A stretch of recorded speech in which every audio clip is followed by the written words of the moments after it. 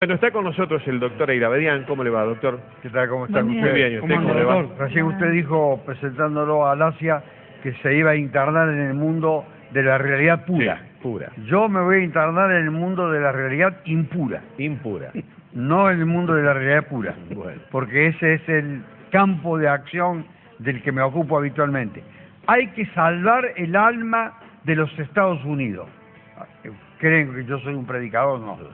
Eso no lo digo yo, lo dijo un capitán del ejército de los Estados Unidos que forma parte del elenco de abogados defensores que atienden a todos los presos que se encuentran por el atentado del 11 de septiembre del año 2001 todavía en Guantánamo, a pesar de lo que dijo el presidente Obama, que iba a tirar prácticamente abajo esa cárcel de Guantánamo, cosa que no cumplió, que iba a someter a los presos a los tribunales ordinarios de la justicia de los Estados Unidos, cosa que tampoco cumplió.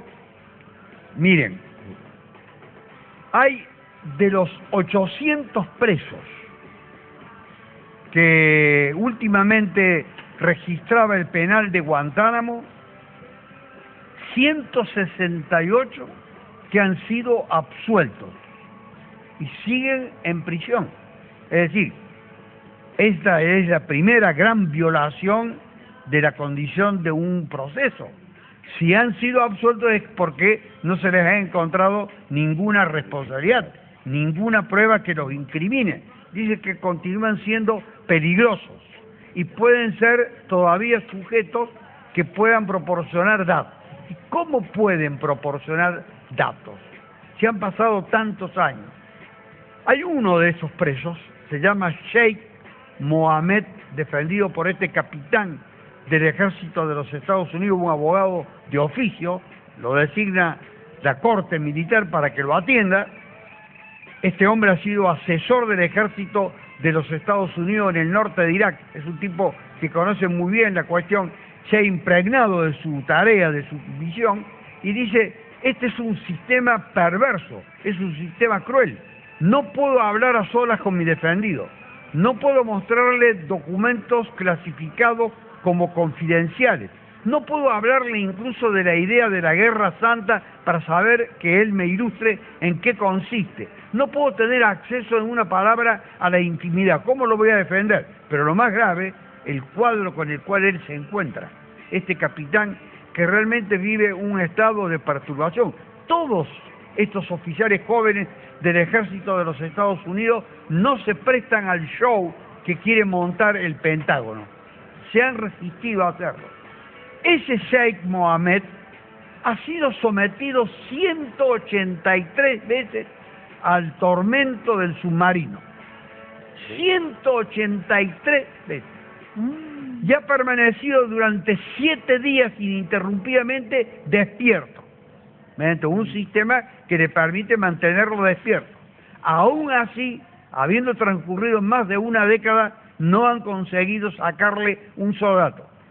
Este hombre, Sheikh Mohammed, es uno de los 4 principales implicados en el golpe que terminó con las Torres Gemelas y con miles de muertos. Son 4 los principales implicados. Y tanto tiempo ha transcurrido que no han obtenido ninguna prueba. ¿Cómo los reclutaron a estos presos? ¿Cómo obtuvo Estados Unidos la detención de estas personas?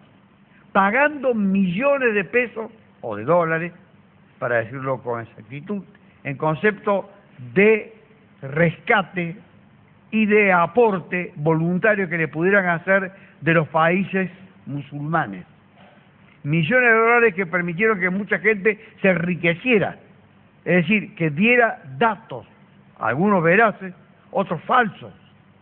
Y en base a esos datos estas personas fueron detenidas, pero no llevadas a Guantánamo directamente, trasladadas a prisiones de los países, por ejemplo, de la ex órbita comunista, trasladados de un sitio a otro para que nunca su familia supiera dónde se encontraban. Mientras tanto eran sometidos a estas pruebas infames de tormento, de tortura, que ofenden y humillan y avergüenzan, por ejemplo, entre otros, a este capitán del ejército de los Estados Unidos que dice que va a seguir con su prédica que va a seguir con su combate, porque no puede haber un país digno de defender los derechos humanos, de considerarse rector de la humanidad, etcétera, si incurre en estas prácticas perniciosas, en estas prácticas perversas.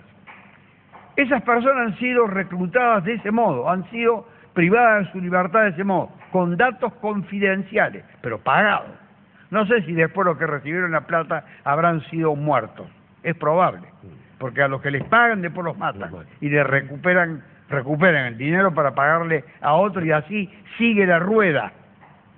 De manera tal que este desgraciado recordatorio que yo estoy haciendo es justamente coincidente con el inicio de una nueva audiencia en la que va a intervenir este preso sometido a esta prueba terrible de 183 inmersiones en la prueba del submarino para arrancarle datos, con el agravante de que la prueba número 184 fue autorizada legalmente. Dijeron, las otras 183 es como si no hubieran existido. Las 184 vamos a ver si de ellas obtenemos algo. No van a obtener nunca nada. Lo que sí se conoce es la imagen física de este hombre que ha sido difundida por su familia, que ya sabe que se encuentra ahí. ¿La familia lo ve? No, por supuesto. No tiene ningún acceso, no tiene ninguna posibilidad de visitarlo. No lo ve ni el abogado, lo va a ver, claro, la familia. El abogado lo puede ver, pero no puede tener ningún tipo de conversación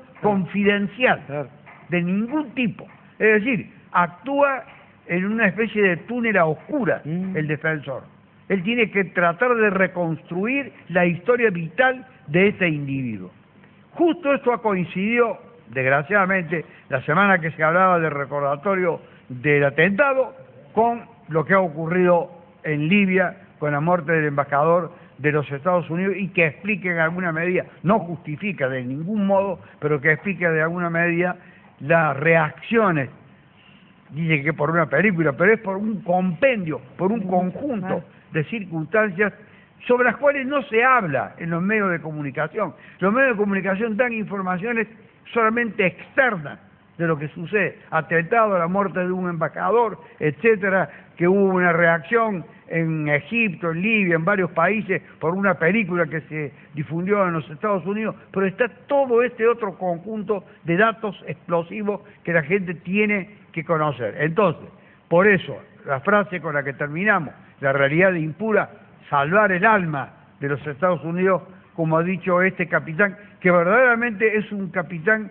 que sirve con honor a su causa, a la causa de los Estados Unidos, a la causa de la libertad, a la causa de la democracia, con el agravante que viene de haber estado trabajando en el norte de Irak, que fue teatro de operaciones hasta que el ejército de los Estados Unidos se retiró de Irak. Es decir, que no es un improvisado y que no está montando un show defensivo. Estos son tipos que se juegan en el campo de batalla y que se juegan frente a sus vecinos, frente a sus camaradas y frente a la opinión pública de los Estados Unidos. Ahora, ¿por qué razón el abogado no puede tener acceso? Han creado Ellos han decidido que... Han decidido unilateralmente... Es así. Los presos peligrosos están sometidos a un régimen que se llama de clasificación de secretos y no deben tener conocimiento de nada. Todo lo que ellos hayan dicho pertenece a un ámbito reservado a la inteligencia de las fuerzas que intervienen en la represión o reconstrucción de esos hechos para tratar de saber quiénes intervinieron, cómo se diseñó, quién lo planificó, de qué manera se planificó, quién puso la plata, etcétera. Es decir, están por fuera de todos los derechos constitucionales. Están por fuera de todo, y esas 168 personas a las que aludí, que fueron juzgadas y absueltas del total de 800 que fueron los últimos detenidos, se encuentran aún, después de haber sido absueltos, en prisión, porque constituyen un peligro. ¿Cómo?